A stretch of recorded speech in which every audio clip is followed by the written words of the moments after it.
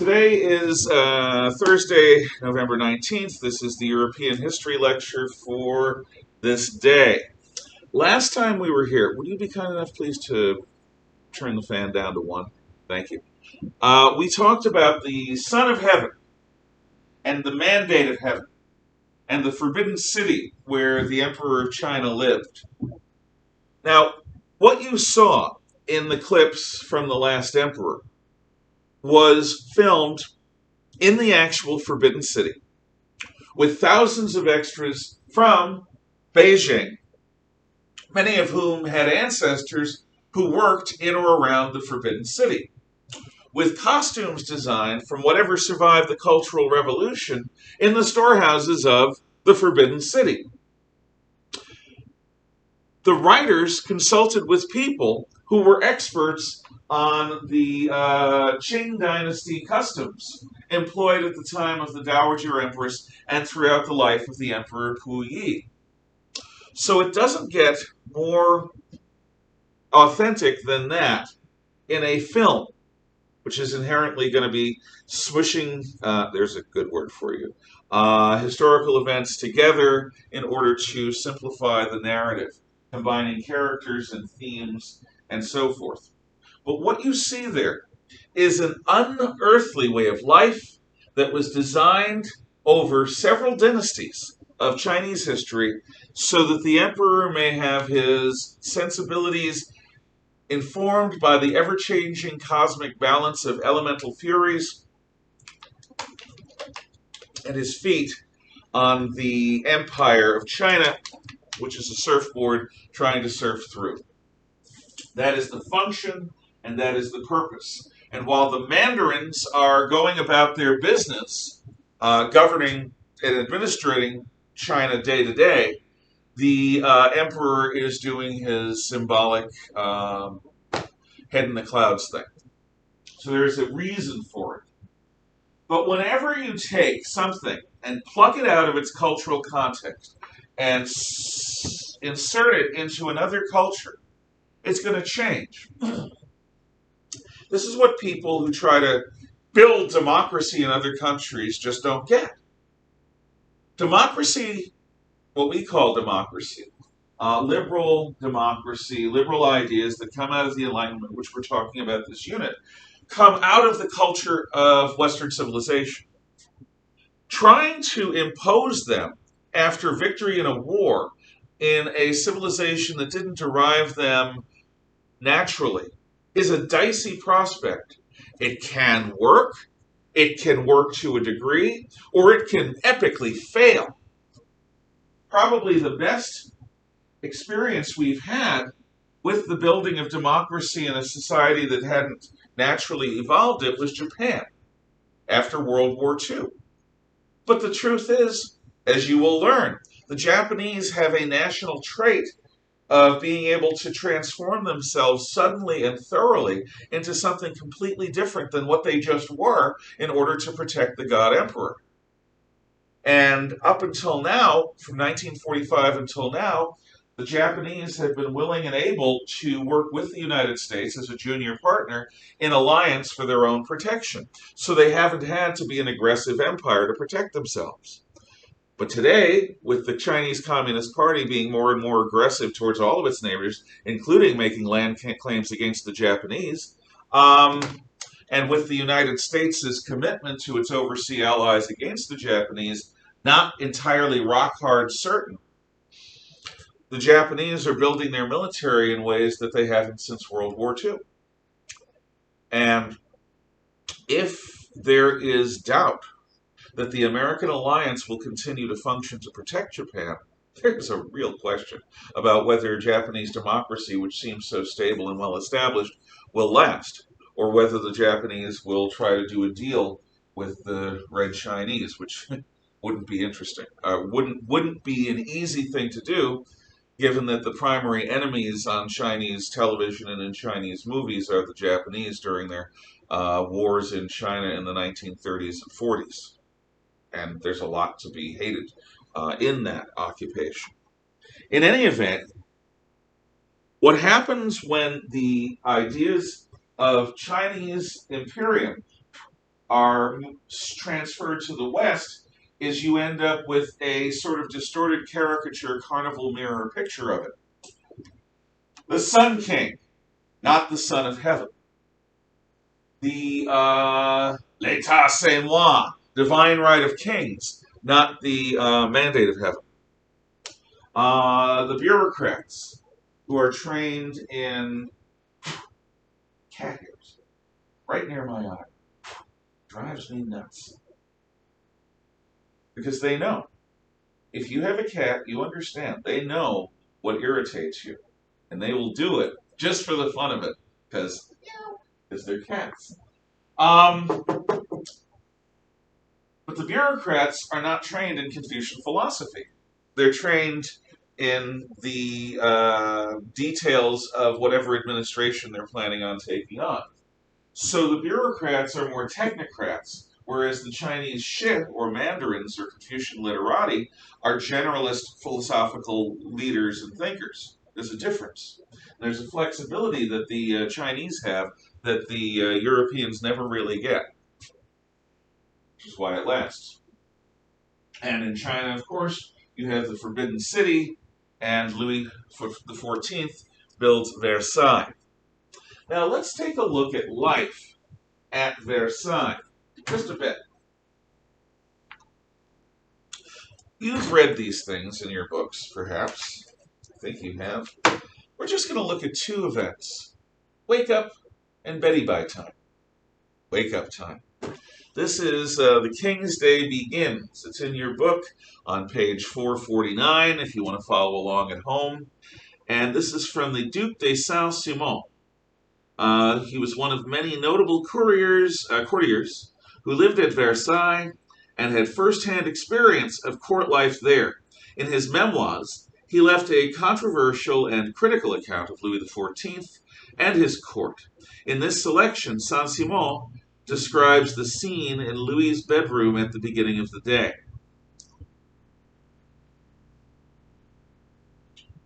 Before I go on,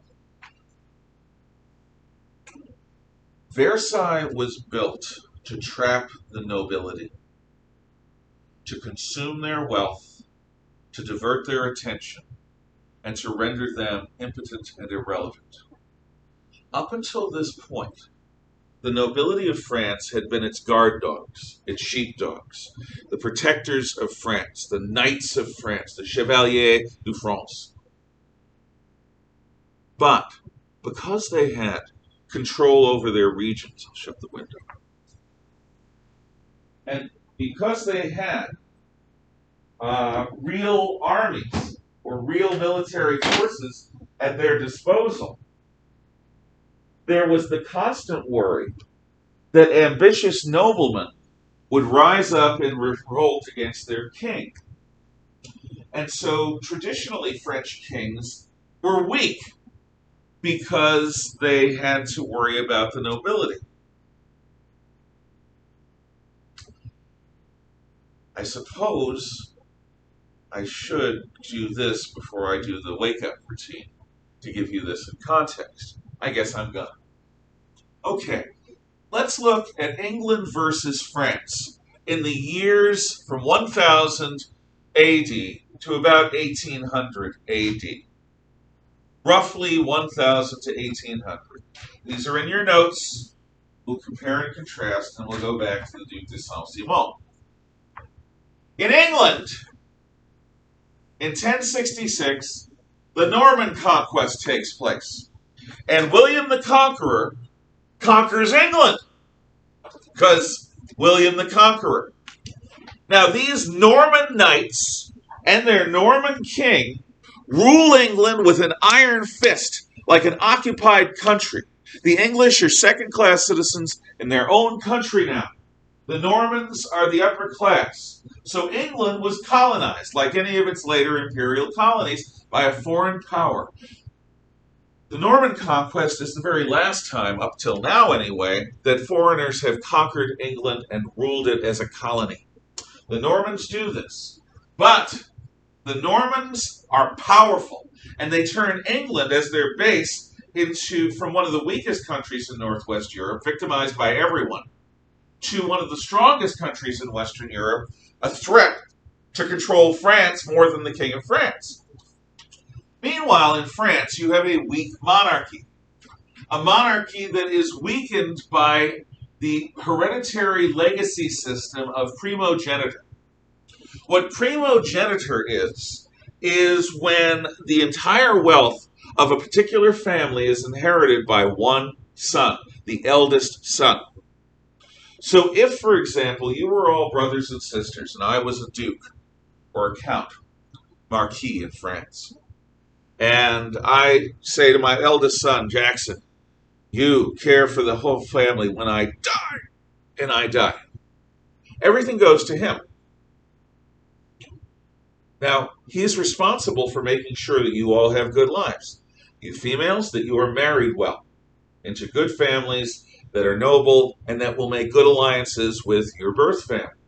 You are going to get a job in the royal court or the royal army or in the church because you're not needed on the land so long as your brother's alive and he's going to have kids. And so, you're going to do other things. But he's going to make sure of all of that. Now, in England, what they tend to have is something that doesn't have a name like primogeniture. It's basically legacies are divided, usually among the male heirs, but some people will even allow daughters. It's rare, but they might allow daughters to inherit too. If this was England, as eldest son, you would get the parcels of land that are in the back and on the sides, but you would still get a good chunk of land yourself here in this front area. So what would happen is you get an inheritance to control, you get a larger inheritance to control, and you sisters are going to be taken care of by the boys. Made sure that you have good marriages and all the rest. Or you can join the nunnery if you want to be a nun. Because you're upper class, you'll get a good birth. There, good position. Over time, what happens to families is as marriage alliances and deaths come, family wealth is grown and destroyed in an ongoing organic process. So, let's say you find a lovely lady whose father is willing to give you vast tracts of land. You marry, and through the marriage alliance, you not only have what you inherited, but you have her vast tracts of land added to your own. So your part of the family has grown. You get the same thing when you marry. But when you die, the legacy is divided among your sons. So as families go, your family may grow in power slowly, but it's going to grow slowly because of the divided legacies. See? In France, that doesn't happen. Under the system of primogeniture, because you inherit everything, your family will grow in power as you make marriage alliances. And then your eldest son will take over, and then his eldest, and so on and so on. Your family continues to grow in power relative to your original position because of primogeniture if you make good decisions, including good marriage alliances. What this means is that there are times when the King of France is not the most wealthy or powerful man in France. Think about that. There are times when the King of England, who's also the Duke of Normandy, controls more of France than the King of France does, has more powerful armies than the King of France does. Later in the Middle Ages, it won't be the House of Normandy so much because of their defeat in the Hundred Years' War. It'll be the House of Burgundy, the house that eventually becomes the House of Habsburg that ends up taking over the Holy Roman Empire. But for a while, the House of Burgundy is challenging the King of France. So, because of primogeniture, other noble families can become genuine threats to the king. This is all part of the background. In England, not so much. Now, something happens to change this trajectory of a strong English kingdom versus a weak French kingdom. What changes in England is the reign of King John Lackland. King John is a terrible king.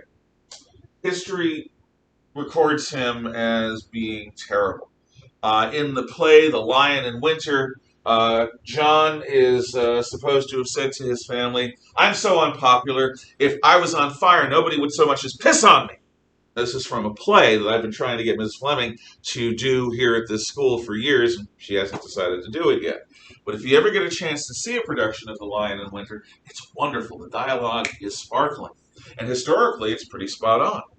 Well, John, when he becomes king, is so unpopular, he makes enemies of the Pope, the King of Scotland, the King of France, the Irish, and his own nobles and his own people at the same time. That's not easy. That kind of is actually something you got to work on. He is juggling enemies, any of whom could pose a real threat to him. And he has them all to face at the same time. So John in 1215 needs to make a decision of who he's going to appease, and he chooses his own nobles, his own barons. And at Runnymede Field in 1215, King John signs the Great Charter, or Magna Carta, which allows for two things. Number one, even the king is under the law.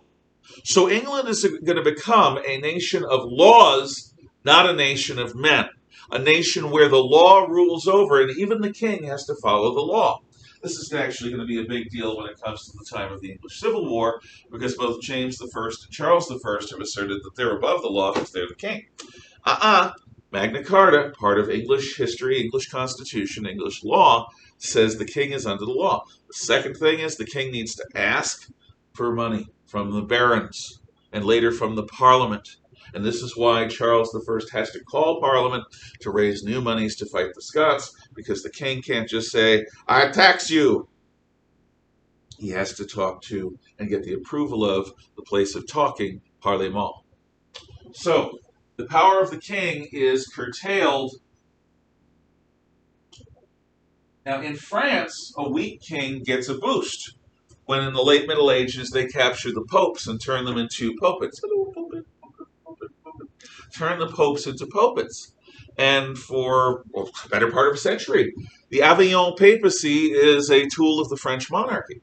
And this changes the course of French power. Now the monarchy in France is going to get stronger and stronger, and the monarchy in England is going to have to share more and more power.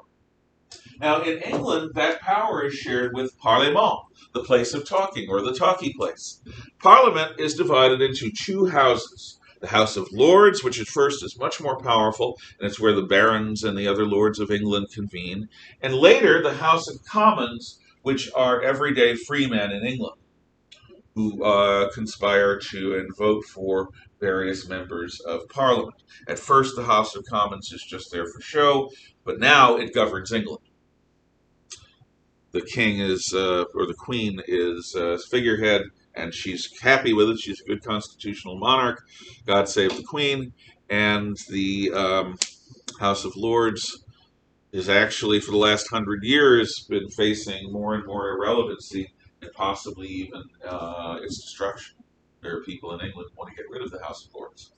I hope that doesn't happen, but could. Who knows? I'm not English. I don't have a stake. In France, the legislature is called l'État général. L'État général, or the Estates General. The Estates General in English. L'État général, the Estates General. And the Estates General, l'État général, has three estates. Not two, three.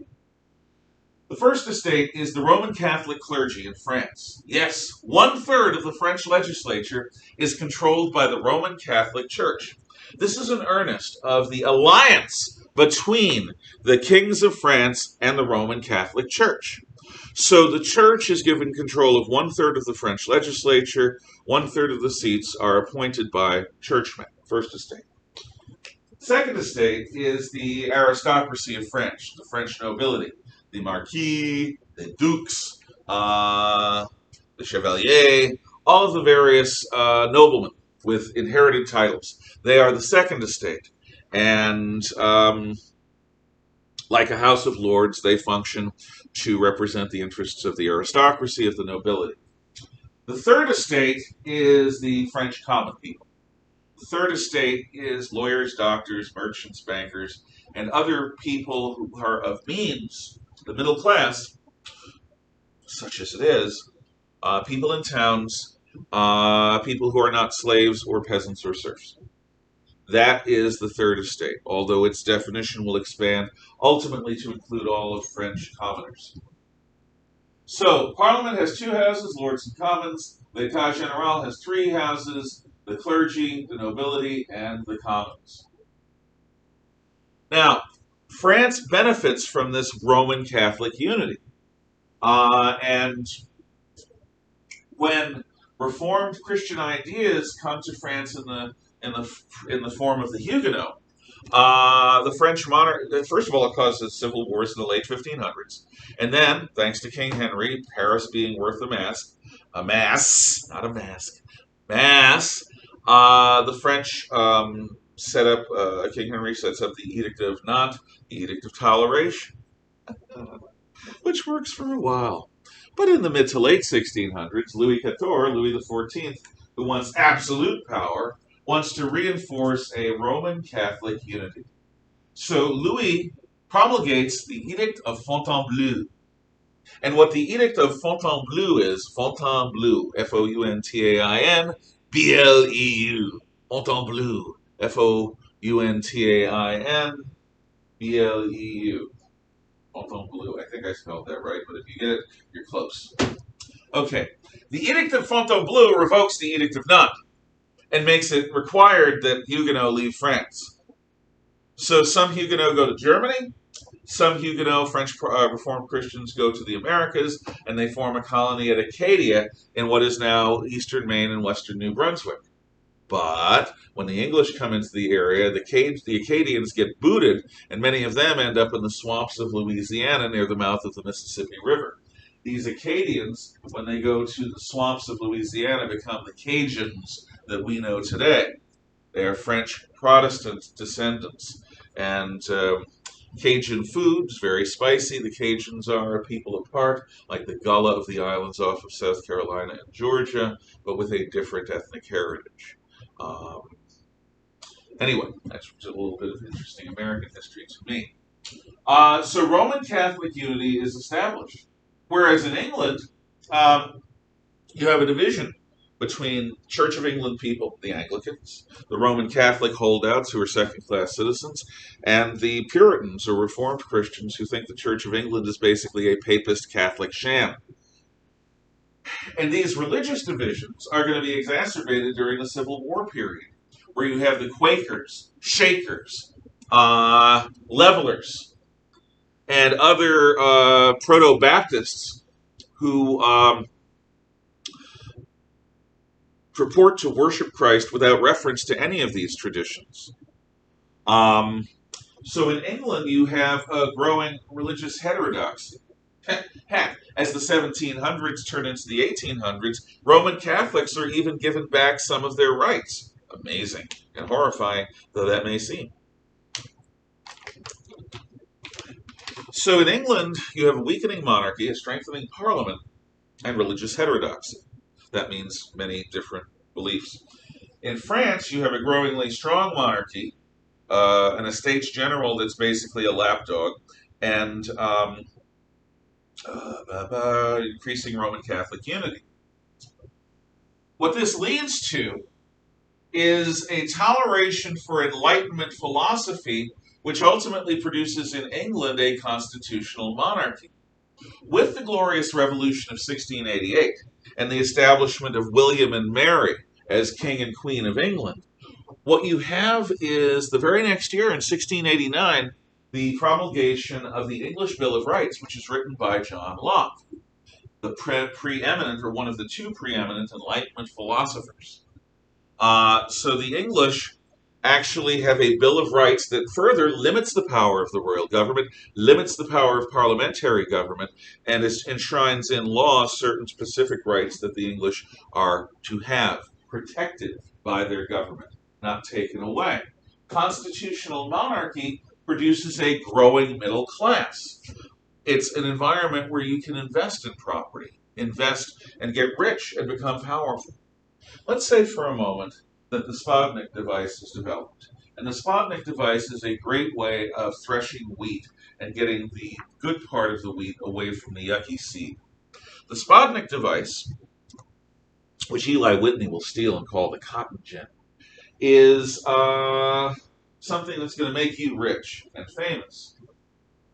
You may have to masquerade as a guy in order to hold on to your rights, but you got to do what you got to do. In a nation that has laws, you can reliably seek out investors, build a factory, and export the Sputnik device and get rich and famous and successful, all because of your talent. In France, a nation where the king is above the law, the Sputnik device might be noticed by somebody at the royal court who has nothing to do with its development, doesn't even understand really how it works, just that it's profitable. And if that courtier can convince the king to appropriate the Sputnik device as a royal product, then you become an employee of the king with your own device. That you are no longer in charge of your own invention, and you are not going to profit. The courtier, the leech parasite courtier, who decided to convince the king to appropriate your device as a royal product, he's going to get rich. The king might get rich. You might get moderately comfortable. In a world like that, in a country like that, why would you take the time and devote yourself thoroughly to developing or bringing to market the Sputnik device or anything else? In a society where law is not equally applied, it is hell on the entrepreneur, on the inventor, on the businessman or the business person. It is hell on anyone who has their own idea, because that idea can be stolen by somebody more powerful politically than them. And they can be defrauded of their own intellectual property. That's bad. And a lot of people, given that circumstance, will say, you know what? I'm just going to go have some beers with my friends. I'm just going to go play some games. I'm not going to work hard at this invention. Because even if I make something of it, I won't get to keep it. It'll be taken by a powerful noble or the king himself.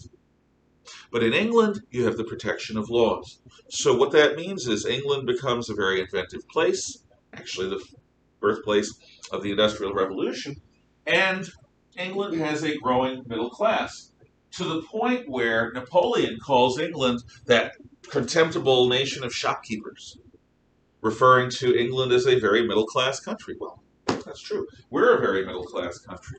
The trend over these 1,000 years is from the king, power flows to parliament.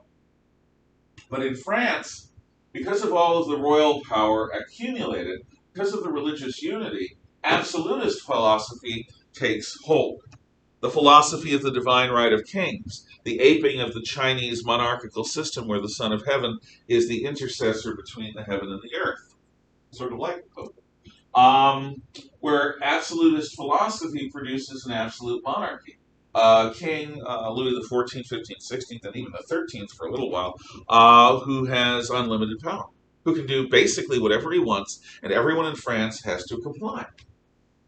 Now, in a state like this, you have a growing lower class. The middle class finds its wealth and privileges eaten away in order to feed the insatiable hunger of the royal government for more and more wealth and more power. So a lower class is growing, not the middle class. And the trend in France is definitely power flowing from everyone in France, the commons, the nobles, even the church, to the king during this 800-year, roughly, period. And that's all going to end in France in 1789 with the revolution. Now, with that all said, let me explain why Versailles is a trap that turns guard dogs into lapdogs. Noblemen are forced to spend half of the year as guests of the king at Versailles. When they're not there, many significant members of their families are forced to spend the other half of the year with the king as his guests at Versailles.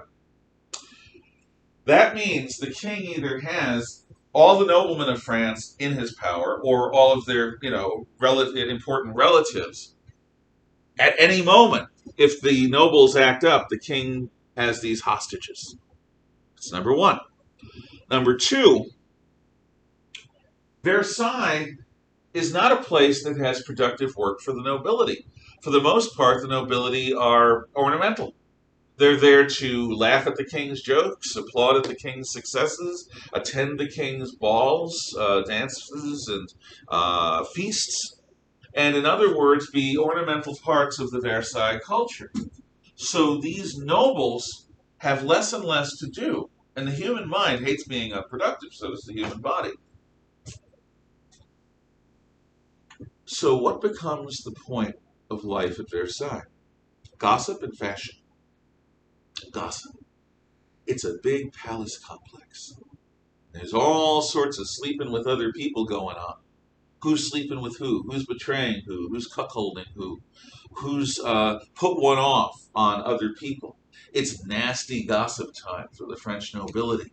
And those who play the game rise up, and those who don't play the game because it's contemptible are the butt of jokes, and they become irrelevant, and their families lose out.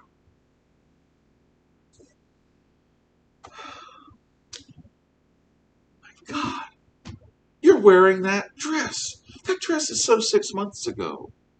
So you're wearing a dress that's a ball gown, like a prom dress, with opals, pearls, and diamonds sewn into the dress. Something that is absolutely scrumptiously beautiful in every possible way.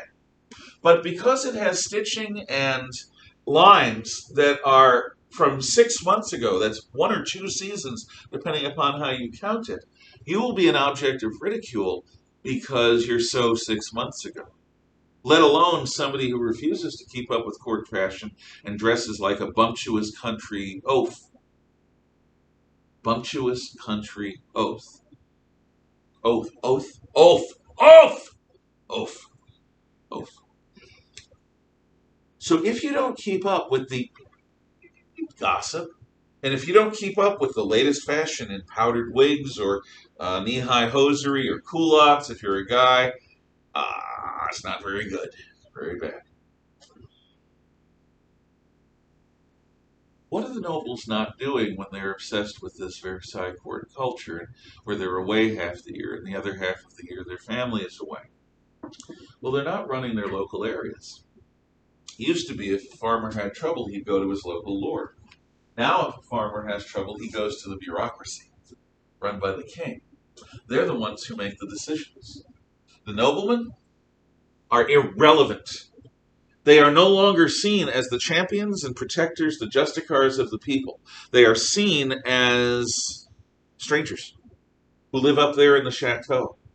We go up there maybe and work, and we do the corvée, we do the mandatory taxes that a lot of common people are supposed to do, building roads, clearing swamps, doing work. You don't just pay in money, you pay labor.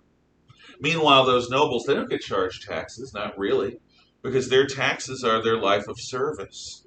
Used to be a nobleman's service in war would justify them not having to pay taxes in money or in labor. But now you have a situation where the nobles are not protecting and guiding the people, are not important parts of their lives, are not seeming to earn their keep. They just live in this more detached and consumptive lifestyle, more and more and more out there. Cloud cuckoo land stuff that the people, A, don't understand, and therefore, B, don't respect. This is going to have disastrous effects for the nobility over time, including the king. But not at first. At first, the nobles are turned from guard dogs into lap poodles, obsessed with fashion, obsessed with gossip, prey to the king because they are prisoners of the king at Versailles. And in this context, the King's Day begins. This is from the Duc de Saint-Simon Memoirs. At 8 o'clock, the chief valet of the room on duty, who alone had slept in the royal chamber and who had dressed himself, awoke the king. The chief physician, the chief surgeon, and the nurse, as long as she lived, entered at the same time. The latter kissed the king. The others rubbed and often changed his shirt because he was in the habit of sweating a great deal. France has a climate a lot like Virginia, sort of hot and humid. At the quarter, the Grand Chamberlain was called in, or in his absence, the first gentleman of the chamber. And those who had what was called the Grand Entrée, the right of entry, the chamberlain or chief gentleman drew back the curtains, which had been closed again, and presented the holy water from a vase at the head of the bed. These gentlemen stayed but a moment. These gentlemen stayed but a moment. And that was the time to speak to the king. If any one of them had anything to ask of the king, in which case the rest stood aside. When, contrary to custom, nobody had anything to say, they were there but for a few moments. He who had opened the curtain and presented the holy water presented also a prayer book. Then all passed into the cabinet, a small room of the council. A very short religious service being over, the king called, and they re-entered. The same officer gave him a dressing gown immediately, after uh, other privileged courtiers entered, and then everybody, in time to find the king putting on his shoes and stockings, for he did almost everything himself, and with address and grace. Every other day we saw him shave himself, and well, he had a little short wig in which he always appeared, even in bed and on medicine days. As soon as he was dressed, he prayed to God at the side of his bed, where all the clergy present knelt, the cardinals without cushions, all the laity remaining standing at at the caption of the guards. It says caption, but it's got to be captain. Um, and the captain of the guards came to the balustrade during prayer, after which the king passed into his chamber. He found there, or was followed by all who had the entree, the right of entry, a very numerous company, for it included everyone in any office. He gave orders to each for the day. Thus, within half a quarter of an hour, it was known what he meant to do, and then all the crowd left directly. In an absolute monarchy, where the king is a proverbial wishing well on legs, having close proximity to him is power, its status. Vying aggressively in wars of gossip and intrigue with other nobles to have the right to take a sponge and dab sweat off the royal brow, or help the king change his dirty nightshirt into a clean dressing gown, or being able to slip the royal slippers onto the royal feet. These things noblemen were willing to lie for, and even sometimes to die for, in order to risk death for, in order to get this proximity. Because when you're there close to the king, you can whisper in his ear, "Your Majesty, what about that land claim against my forest in Artois? Shouldn't we look into that?" And the king, who's there, listens and he thinks about it. And who knows? Maybe the king will say, "Yes, let's deal with that land claim against your forest in Artois. Let's put paid to the aggressive attempt to take your land, and I will write a note to this day, a law establishing that that land is yours and your family's under royal charter, and that will end it." Or, "Your Majesty, what about my bright young nephew who wants to get a promotion in the bureaucracy? He's a little young to take the next exam, but he'd really like to." "Well, maybe, I suppose we could do that, especially since you gave me as a royal gift a new yacht." Proximity to the king in an absolute monarchy is proximity to power. And the servility of the nobility in this cause is epic. Right of entry. We'll come back to that. Now we flip ahead to bedtime. Not for King Louis XIV, the 14th, but Louis the 16th, his grandson, or great-grandson, actually. So, this is the French King's bedtime on page 534 in your text, if you are following along at home. And I will read to give you an idea of the ritual here. Louis XVI had used court etiquette to magnify the dignity of kingship. During the reign of Louis XVI, however, court etiquette degenerated into, crying out loud, one of those mornings where I have sudden dyslexia. I'm going to start again because I got the numbers wrong. I'll say it again. Louis XIV had used court etiquette to magnify the dignity of kingship. Louis XIV created Versailles culture to serve him. During the reign of Louis XVI, however, court etiquette degenerated into ludicrous depths.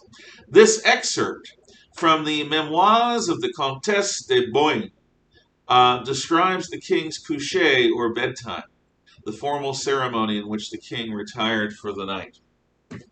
King Louis XVI and his young wife Marie Antoinette were not creators of Versailles culture and in control of it. They were as much prisoners of it as everyone else. Customs ruled their days, rituals their hours. So let's see what the Comtesse de Boigny says about the coucher, the bedtime ritual of the king. From her memoirs.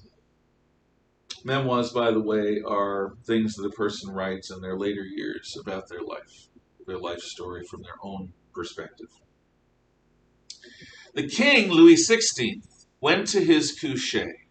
The so-called coucher took place every evening at 9:30. The gentlemen of the court assembled in the bedroom of Louis XVI, but Louis XVI did not sleep there. I believe that all those who had been presented at court were permitted to attend. The king came in front from an adjoining room, followed by his domestic staff. His hair was in curlers, and he was not wearing his decorations. Without paying attention to anyone, he stepped behind the handrail surrounding the bed, and the chaplain on duty was given the prayer book and a tall taper stand, that's a candlestand, with 2 candles by one of the valets.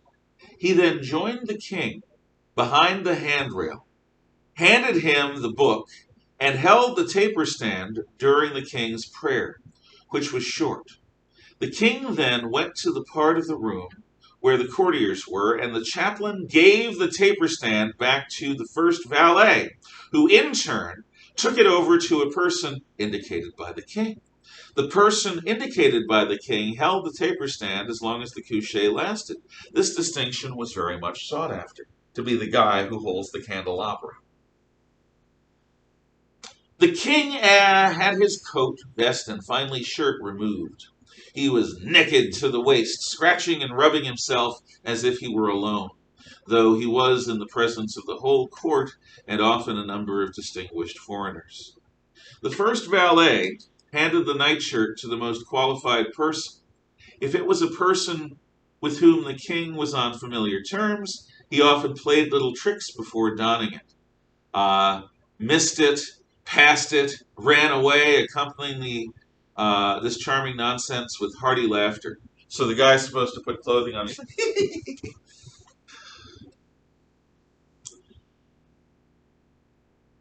Having donned the nightshirt,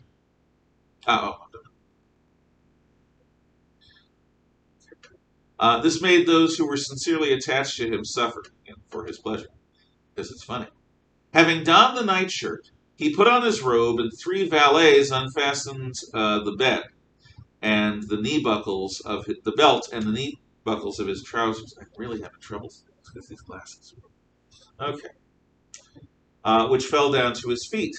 Thus attired, hardly able to walk, so absurdly encumbered, with his pants around his ankles, he began to make the rounds of the circle. The duration of this reception was by no means fixed. Sometimes it lasted but a few minutes, sometimes almost an hour, depending upon who was there.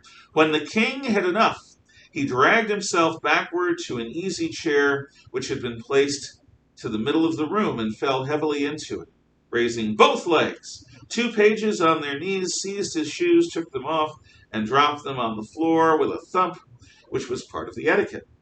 When he heard it, the doorman opened the door and said, "This way, gentlemen." Everyone left, and the ceremony was over. However, the person who held the taper stand was permitted to stay, and if he had anything special to say to the king, he was allowed to say it. This explains the high price attached to this strange favor. At Versailles, nobody knocked at the door. Knocking is so plebeian. It makes such an awkward sound.